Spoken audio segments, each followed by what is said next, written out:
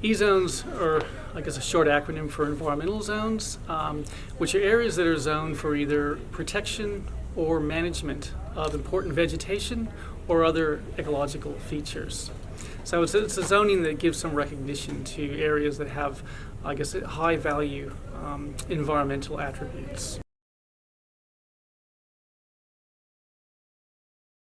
Landowners that are affected by a possible environmental zone have all been sent letters notifying them of the process and that their land has been identified as having a possible environmental conservation or environmental management zone. We've also given an indication of what our information says about their primary land use.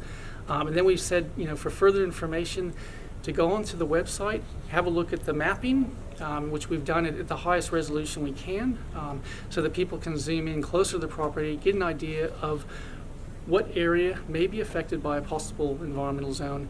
And also there's vegetation mapping showing what vegetation actually has informed that possible zone on their land.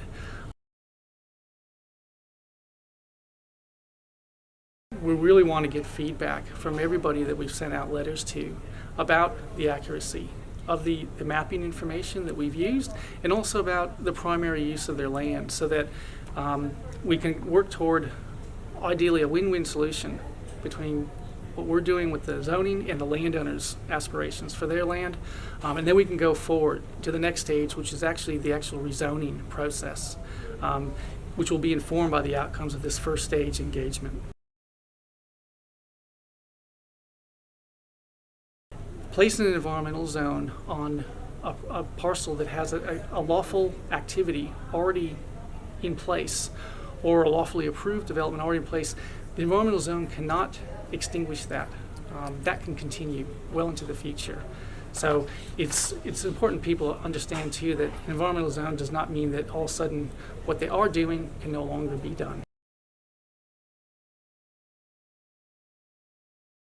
It's not something that you can give a blanket answer about. I mean, there are some properties where that is possible, and there are properties where it may, depending on what the use of that land's for, whether it's a lifestyle property or for ecotourist purposes, that environmental zone may have no effect on the value. It may actually elevate the value because it's actually given it, I guess, some recognition of the site's environmental attributes. It's more about contacting us and giving us some feedback. We can have subsequent meetings with those landowners or site inspections after the 8th of December, but it's just important that they contact us by then. At the end of the day, what the landowner agrees to in consultation with council is what we're working toward. We're not looking to sort of override what landowners want or what they disagree with if they object to having an environmental zone. We want to work out, I guess, a best case outcome for both, and that's really where we're approaching this first stage engagement from.